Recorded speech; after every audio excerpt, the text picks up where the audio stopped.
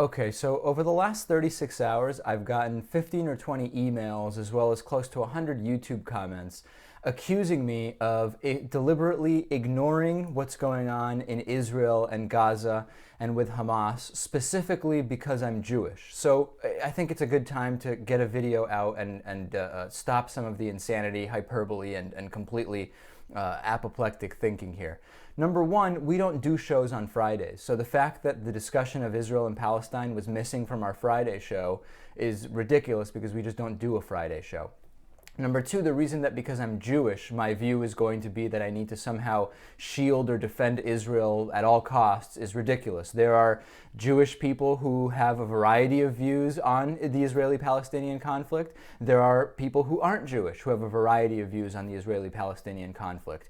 My view is considered to be too right-wing for the left wing and too left wing for the right wing.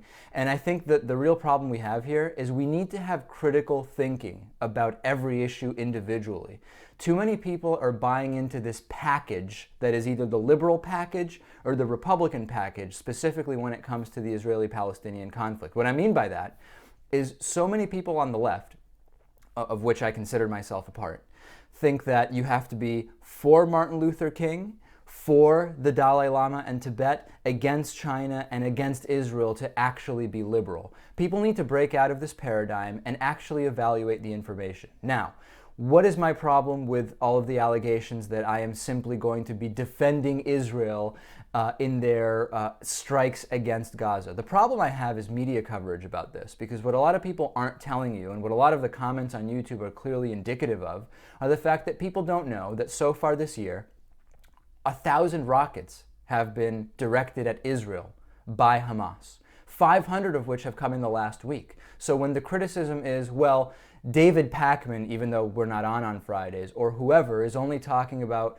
the 4 rockets, 2 in Tel Aviv, 2 near Tel Aviv and 2 near Jerusalem that came in, and he's not talking about all the death on the Palestinian, on the Gaza, on the Hamas side, whatever it may be, he's ignoring things. It could be argued that for the entire year, did you know that 1,000 rockets came in from Gaza?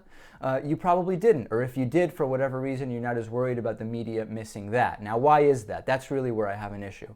We see this idea that the Israeli response is often disproportionate.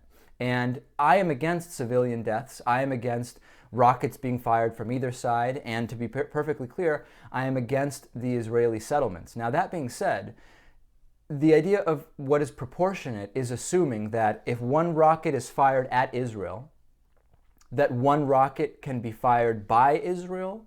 It doesn't really make sense when you evaluate what are the reasons for the different rockets being fired. Now, it wasn't that 36 hours ago or 48 hours ago there was perfect peace and Israel said, what the hell, let's fire some rockets at Gaza. Gaza has been firing rockets specifically with the idea of killing civilians, and Israel responds to that by trying to take out the locations that the rockets are being fired from. Now, because Hamas is so intermixed, you have a terrorist organization intermixed with civilians, civilians die, and I'm completely against that. What I'm also against is the idea that Israel is completely preemptively just firing rockets at Gaza. It's just not the reality. We have to think critically. We have to be open to all sides here and not have knee-jerk reactions. Further, the other thing I want to address a little bit is I've been getting emails about a double standard that exists with Israel, which is that if any other country in the world did what Israel is doing, all liberals or everybody or whoever, it would be very clear that you would have to be against that. I think that there is another double standard, which is that if any other country in Europe, for example, had its capital city receive rockets, they would not be criticized the way Israel is criticized for firing back at the locations that those rockets originated. In fact, imagine if it happened here in the US. So there are definitely double standards involved, but we have to be aware of all the double standards. Now, what does this get us to? We're trying to have a nuanced understanding here.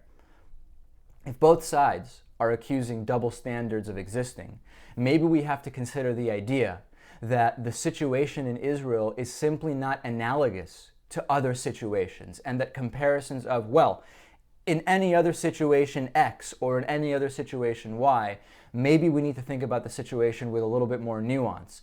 I have to be very clear here that I think the idea that if you have to buy into the full package, in other words, Martin Luther King and the Dalai Lama against Israel and against China. Remember, Martin Luther King was a very strong advocate of Israel in the same way that when Martin Luther King went out and marched, it was Jews who often marched with Martin Luther King, and a lot of times when there were individuals killed at these civil rights marches, it was actually only Jews. So the idea for Martin Luther King and against Israel, we have to take a step back. It's a very heated situation. Let's analyze it individually, not wrap up situations together, and look at a lot of the data and the reasons. That's really the problem I'm having with all these emails and comments that I'm getting. We're going to have more about this coming up this week on the show.